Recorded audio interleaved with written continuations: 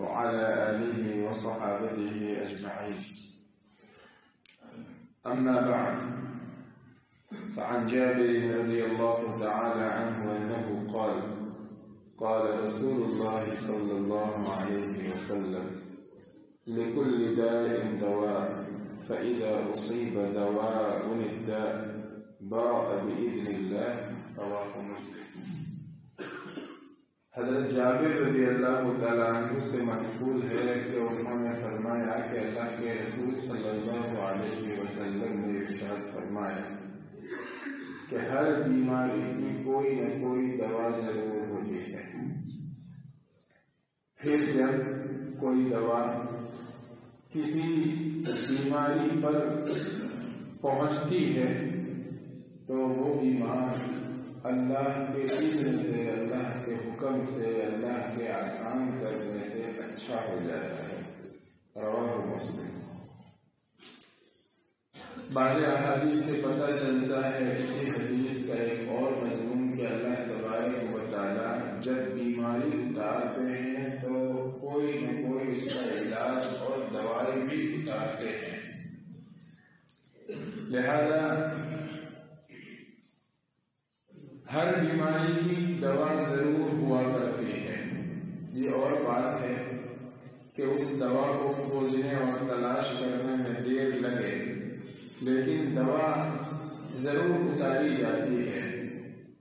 لیکن آدمی دوا سے ٹھیک نہیں ہوتا، ٹھیک ہوتا ہے اللہ تبارک و تعالیٰ کے حکم سے.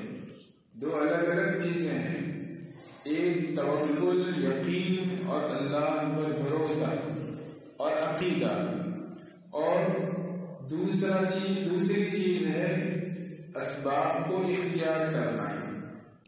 ہم کبھی بہت سارا ایسا کرتے ہیں دونوں چیزوں کو خلط ملط کر دیتے ہیں. ہم مثلا یہ کہہ دیتے ہیں کہ اسلام میں کوئی چیپی روگ نہیں ہے، لا عدوى ولا ضیاء، کوئی متعدی بیماری نہیں ہے، کوئی چیپی روگ نہیں ہے. یہ مطلب نہیں ہے. ہوتا ہے چیپی روگ، جیسے آج کل سائنس اور ٹیکنالوجی نے اس بات کو ثابت کیا اور ہم دیکھ بھی رہے ہیں کہ اس کی اس کو لگتی ہے. اس سے اسلام منع نہیں کرتا. ہاں، عقیدے میں یہ ہو کہ اس کو لگا تھا اور اس کے ساتھ بیٹھنے اٹھنے سے ہمیں بھی لگ گیا، ایسا نہیں ہوتا. اسباب کے طور پر یہ چیز اثر ضرور کرتی ہے، لیکن آدمی بیمار بھی پڑتا ہے اللہ کے حکم سے، اس کے اذن سے، اور اچھا بھی ہوتا ہے اللہ ہی کے حکم سے. جیسے دوائی میں شفا نہیں ہوتی، شفا اللہ دیتے ہیں، ویسے کوئی آدمی کسی کے ملنے سے بیمار نہیں ہو جاتا. ہاں، اسباب اپنا اثر کرتے ہیں، بیمار ہوتا ہے اللہ کے حکم سے. دو الگ الگ چیزیں ہیں. ایک مرتبہ ایک وفد آیا، ایک ڈیلیگیشن آیا نبی کریم صلی اللہ علیہ وسلم کے پاس. اس میں ایک آدمی تھا جس کو کوڑی کی بیماری تھی، یعنی اس کے بدن کے اعضاء جھڑتے تھے، کھری جگہوں کے آندھرا ہونا، انہیں کوڑی کی بیماری کے بارے. ایک ہمارے یہاں کوڑ کہتے ہیں سفید داغ، وہ نہیں، یہ کوڑی کی بیماری یعنی جس میں سڑ جاتی ہیں انگلیاں وغیرہ اور بدن سے الگ ہو جاتی ہیں. ایسی بیماری والا اس ڈیلیگیشن میں، اس وقت میں ایک آدمی تھا. وہ اللہ کے رسول کے ہاتھ پر بیعت اسلام کے لیے آیا. آپ علیہ السلام کی خدمت میں یہ لوگ جب حاضر ہوئے، باقی لوگوں سے آپ صلی اللہ علیہ وسلم نے مصافحہ کیا اور اس آدمی کے بارے میں فرمایا کہ اس سے کہو کہ قد بایعنا، تم چلے جاؤ، اس سے یہ کہو کہ تم جاؤ، ہم نے تمہاری بیعت کر لی. آپ علیہ السلام نے اس کا حق نہیں اٹھایا. ہاں، البتہ اس کے ساتھ جو لوگ آئے تھے اس کا ضرور ملایا ہے، یہ نہیں ہے کہ کسی کا بھی نہیں ملایا.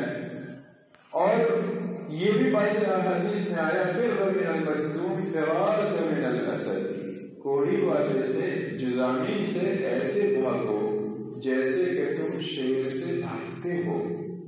تو اگر یہ کوئی چیز ہوتی ہی نہیں ہے تو پھر یہ کیوں فرمایا ہے؟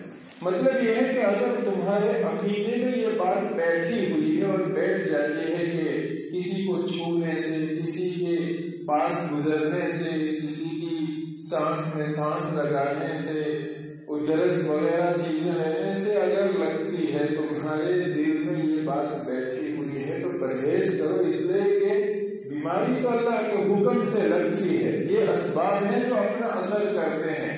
اسی وجہ سے ہم نے یہ بھی دیکھا کہ بے شمار لوگ ہیں کہ جو ایسے لوگوں سے جن کو کچھ نہ کچھ اثرات تھے، سمٹمس آتے تھے، اس کے باوجود ان کو ملنے جلنے یہ وہ کرنے کی ان کو کچھ بھی نہیں ہوا، اور کچھ لوگ ضرور بیمار ہوئے۔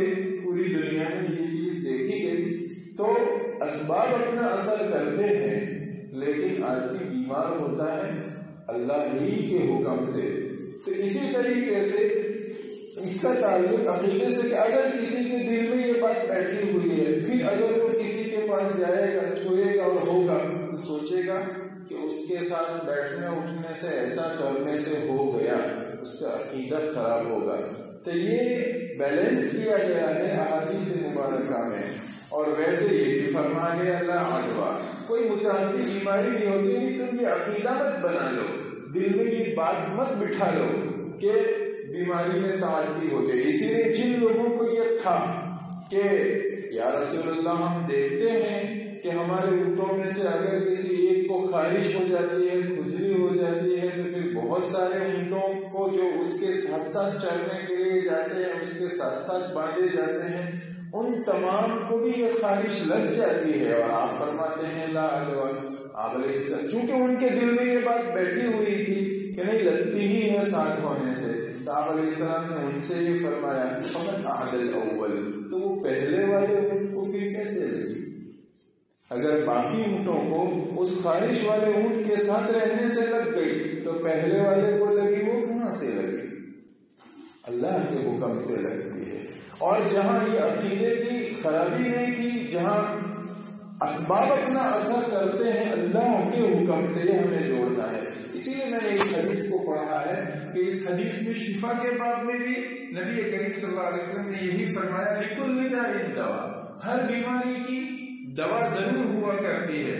فَإِذَا أُصِيبَ دَوَاءٌ لِلدَّاءِ، پھر جب علاج ہوتا ہے وہ دوائی اس بیماری کو لگتی ہے، وہ دوائی اس بیماری کو لگتی ہے، اس بیماری پر پہنچتی ہے، برأ بإذن اللہ، تو وہ آدمی اچھا ہو جاتا ہے۔ صرف برأ بھی نہیں کہا کہ اچھا ہو جاتا ہے، بإذن اللہ، اللہ کے حکم سے اچھا ہوتا ہے۔ معلوم ہے اللہ تعالیٰ نے بیماری اتارنے کے ساتھ ساتھ دوائی بھی اتاری۔ اب اطباء حضرات، ڈاکٹرز حضرات یا جو بھی اس کے تلاش کرنے والے، تشخیص کرنے والے ہیں، وہ لوگ اس دوائی کو تلاش کریں، پھر وہ بیمار کو دی جائے۔ بیمار کو دینے سے بھی بیمار اچھا نہیں ہوتا جب تک کہ اللہ کا حکم اس کے ساتھ نہیں جوڑتا۔